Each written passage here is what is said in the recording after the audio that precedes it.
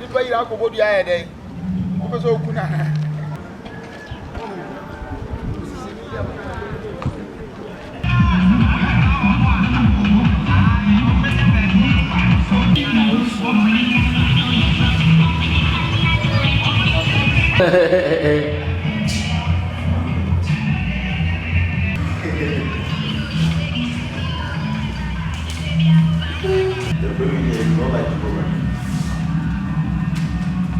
Pay account.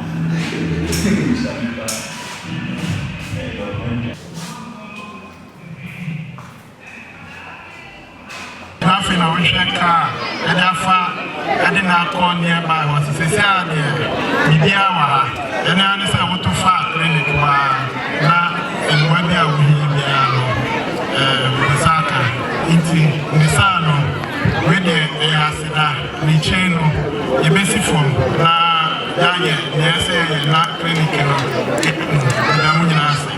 Yes, I'm very excited about the project because some of the most important attributes of the Ghana Health Service is to make healthcare accessible to the community. So an individual coming from the private perspective to add up to provision of health facilities is a very welcoming news for us.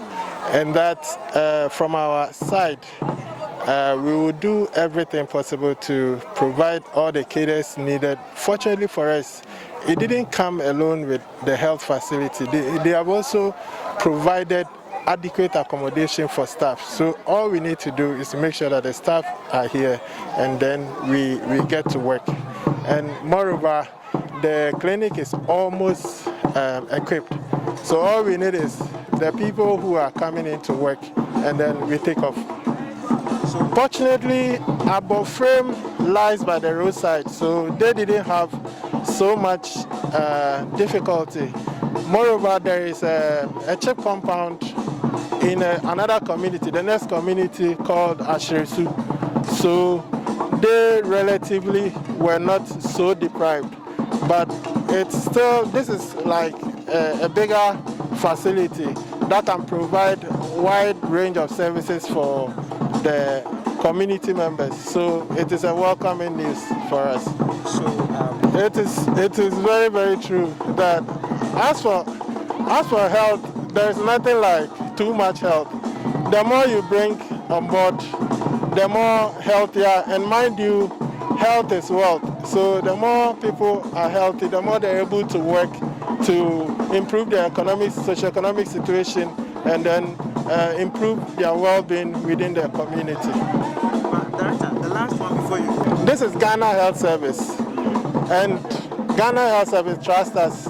We deliver, and I can assure you, you can follow up in about 6 months to 1 year to verify for yourself what we've transformed this facility and take testimonies from the community members to know what we are doing. So I can assure you that it will continue to grow from strength to strength as the time goes on. My name is Dr. Jojo Kobna. Jojo Kobna. Yes, like the District Health Directorate. Pon Asheshe Sadawi Atoho. Ewo nyamitiri mupomu say eye ene on the 5th of January. Yebe bie school dying bi ano. Kupon eni ye dini ye dodo. Ti se ejidi fo wo ha. Mesra wo mo se wo mo beboa me. Ama ye nyina ya da nyame ase.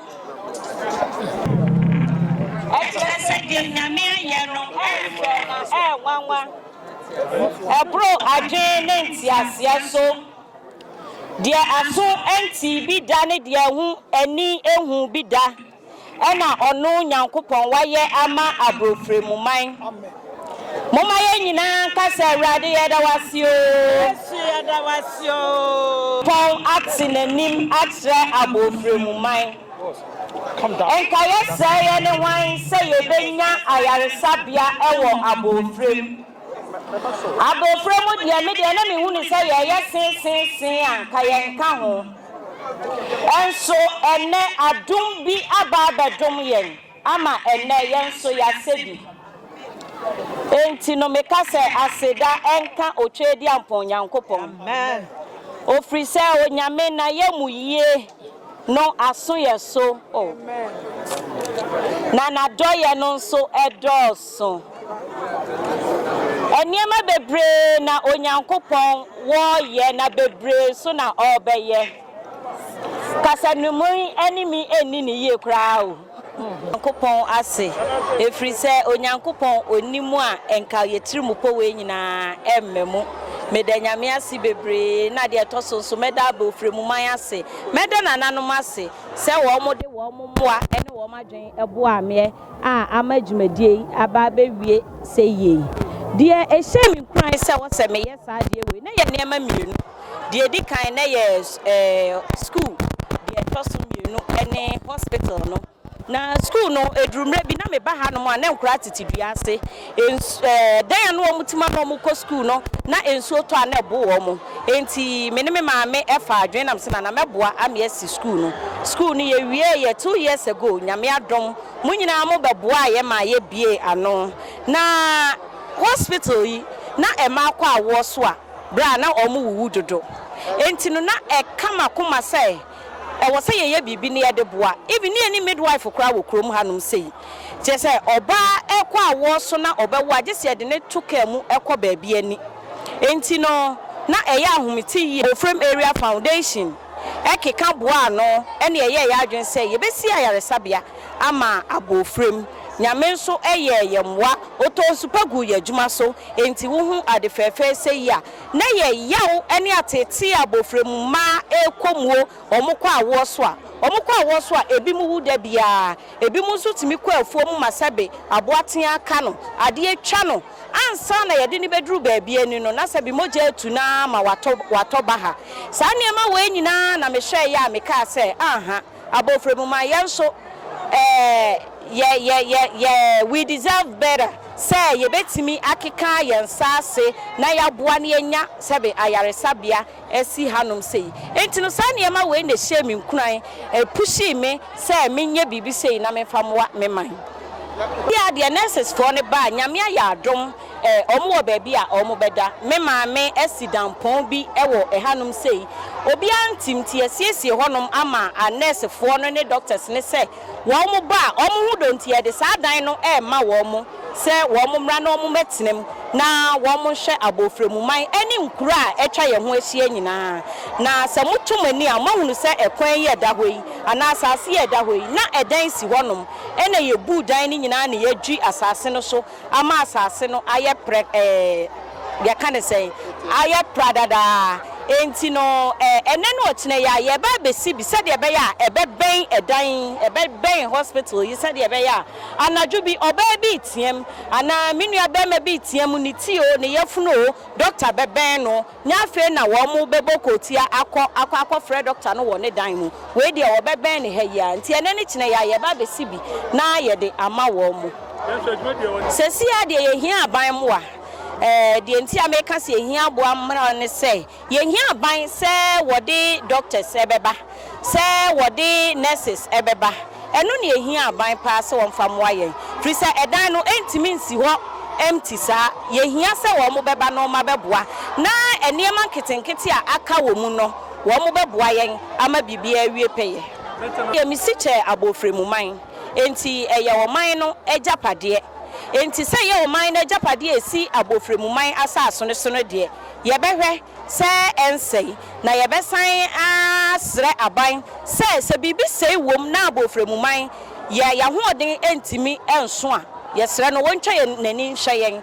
na omoa ye ne entimi nto emfa nhyem se si ade nyame adawro ma ye wompa eniema nketenkete a ehia se wo se ye nya de nyame adom ye obi wo ho sesie as wo kyena kora no doctor say wo oba ba start adwuma obenya bi atena so obenya baabi ada ayarefo ba wo mu benya baabi ada kyerɛ sɛ mpada hɔ baabi a wo mu bedware wo hɔ ye bibia wom entine sɛ mo ensuo ebu bibia wom kania wom entino ye behia aban sɛ bibi sei wom a na ya hoɔden entimi a obetwa nani no aboye Shasie ababesie nyame boa na watchu we de yabre na watchu so ebesimu so ye kwa DC wa kwaje cement enti ne ye nya ho enye enti na watchu fofora ebesimu ato na watchu mienu eda yanimu de ye be shasie ato foundation se de Abofrem man enim no mede mensa so ade mu agye se mawie ansa na mate mensa afri ho enti no ye be ye ne ntentem ye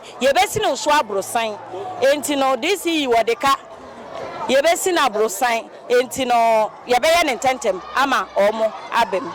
Need to build this hospital. It's about women. If they are going into labor, my dear, it was so sad. People were dying. People were dying and I can't take it anymore. So I discussed it with my mom and I said I want to build a hospital. And Abofrem community, they helped me a lot. They made this dream come true. So I thank all of them and I will plead with the DCE to help us to build the nurses' quarters so that we can finish our project. This is where I come from. I'm from Abofrem. So I have to build it here first, you know, before I can do it somewhere. So because I come from Abofrem, I have to finish everything here. And we are trying to do some in a different community too. So it's not only Abofrem. So people were dying. If women going into labor, before they will get a car and go to Baby, they will pass out. And I can't take it anymore. All of us can't take it anymore. We have to do something. We were pleading to the government to help us, even giving us a midwife. We have to take it on ourselves and do it. That's the reason why I did it. I'm pleading to the government to bring us doctors and the nurses so that we can start taking care of the people. Now we have bed, we have everything. So all we need is the doctors and the nurses. And what do you have to tell the government? I'm telling them to help us, to maintain it. To maintain it, that's the most important thing. Because if we can maintain it, this one will be, you know. So I'm begging them to help us to maintain it. Thank you so much. This year, the lady has done a lot for us. So what has left to us, you know, they will support the lady. I came here with my district director for, Ghana Health Services. Director is here with me. It has left we need the nurses, the doctors, and the rest of them to come and work on it. We have done it. So what has left? I promised the lady. Right now, I made a promise of 200 bags of cement with my member of parliament, Honorable Nkawie-Abofrem, and 1 ton of, iron rods, and 1 trip of sandy soil. So he has done a lot for this nation. At times, as for the government itself, those are some common fund. We can't manage it. It's not a huge sum of money. So we need a lot of people to come and support us. Upon all what you have seen here, I'm appealing to the stakeholders of this community. So we need the community support. Then, that's the maintenance culture. We need to take care of the facility. So we are appealing to the stakeholders, Nananom, Assembly member, unit committee, all of them to take care of it. This is what I can tell them. Thank you. Okay, don't mention it. As for the toilet facility, we have worked on it. So very soon, we have decided to do the flesh one or the brand new one for them. The Abofrem community, they have done a lot for us. So we have planned a lot of, facilities, the toilet facility. We have invited one of the contractors to come and do the brand new one for us very soon. So when it comes in, we have decided, let's make it about the end of this month. The contractor will come and they start the project. So as for that one, you shouldn't think about it at all. We have worked on it. Okay, short one in okay. Antefua. Na woman be like Yawa. Eti we free mono, na mpanifo no ye hye ma me koye. Na mbeji awo, mbeji akra be 12 years na ebi kura wo second ebi kura kwa SS. Na nkora nso wom. Mente boni bia ye fa me ho. Se bia ma gi awo ma boni bia si amasada. Me hwere sa mintumi a nam do ma faka nam do mo ko ba bia nu. Ne yakwa akwaji wo ma wo ho no mu. Eti me firi gi awo no. Me nya boni bia wo akire. Obi kura ho a na ne ba de no to na eba. Enso me nyamenti mitumi je e ma ne fa no fa ne ba. Mu bisa me a na sa na tie. Many age say enya doctor ha and I make us as woman from a crana, the Amaya could do now, or man from a crowd, met me at Nasi. He said, "Not my my gin pebble play a wa, or be a fan who found a bar when he be else." The patron, Yachawa.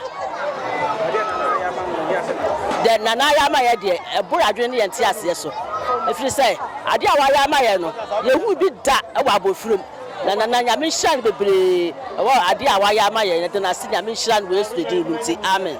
Comfort Chumwa, Madame Comfort Chumwa. I had a cocoa shell, the back of her, Mina, the better than her, Minikum. Nay, agric, I don't so be a worker will be a man swam man or a punoso. I'm an Emanquala and say, oh, dear, who can hear Jonah head, the cream. I had me actually soup. And I walk our bar. See, I'm so I was a dear so. We don't know because I found no crime. Not worth him. And that dear Medimania who a bear from her 35 years in it. The Medimania who then with the radiasicacy. The Samina, Yaba, Imina number Sherry, minimum Banimukuru, Ukraine, the night. Nanya kwa brown master nyame afa no so ayama ekwadue mu Ukraine ye the radiasicacy de me ba ha dem de manya behu ani de na radia ye the radiasi ye pai bo sasa for rade sa djumade kase ye rade won beti won na bofo metintim ase ma nya problem bia hospital ye bon pai ye we yesu dim so ma obi a me anhwere ne nkwa ha obi a ba ha won fa nkunumdie enko fie ni afa aseda na rade mo so a abampa ni fo a so mo baboa ye ma djumade ye nkoso no ye stress e rade shram mo breso rade fa mo kodu asomdie mu awo yesu kristo de madumti amen Lucy Chirwa Nkawie-Abofrem hospital ya manager pi say na hima bai wetimi ama adefefe ati say abakuro wem ya ka say nya ya nija na ya danya ya branyame ya nije mroso de ya sira abai ne say abaya na tima ya na famu de bia ma oman no eti aban so nkoso na maye nurses and doctors ombeba be so ya sene ama yetimi anya ayaresa bia ye ba ye ho betoyen every hakonya hini kwa waye ba bia ni nya ya doctor ukwa hakwa na wonte sakwikasa na wobetena osa ye nyi utekti eti ade we ya ba ha ama na so ya nibro so eti ye sra ban se o ma ye hospital doctor for and nurses papa ombeba be ye adwuma akade bia e fata se aban de mai doctor na betimi akwa anim no o ma ye nsanka na atwuma ponu asoso ya nsoso ye ntimi nya krabehwe se dia akare ya si teacher for dabe nurses ni doctor for dabre no aban ma so ya sene no mpaja dan no mayen na niam etimi nkoso jojojo ekwan no so ehia onfa futuro no otwam ha ya doctor yesa e futuro wura ha yare ni da ha onya yare sa odi yare foforo be sa kofu manuasi Aproko Richard. We are very delighted to have this hospital in our community here, because from here to Nyinahini is very far away from our community. But if you are sick, for you to board a car to go to that place, it's a very stressful thing that we are suffering in. Even Bibiani is closer to us, but if you can't speak the Sahi language, if you go there, you can't have a good treatment, because for you to have a folder is another problem. For you to speak Sahi language, for them to recognize that you are from their area. But as for this, we are very delighted to receive this clinic or hospital in our community. So we urge the government to come and support building the nurses' quarters in our community here, so that the nurses will have a sound-minded and sit in our community here and work for us, because we are suffering for a long time for us to get this hospital in our community here. So we thank the Queen Mother here for what she has done for us, and we are very excited to receive these things in our community. So we bless her name and we thank her a lot for what she has done for us. Martin Luther, Yadanyam Kopoasi, Senator Wayadi Kesiasi Amaye, and I die and I him Yanswasi, because I do we never be a perimeter. Nanso Nyankopon ya aduna sen nese ebia baha Nyankopon na ekase na asienka no na esre se ne aka edoso esre aban mu mpayimfo we ba akofo na ayewe yesre so mo so meye mwa sane be ya necessary so ba mo ani beje yesre se ade biara obiara de beba ha bia enye nhyira ne nkunindie ema na Abofrem so entumpon yada mase abai akume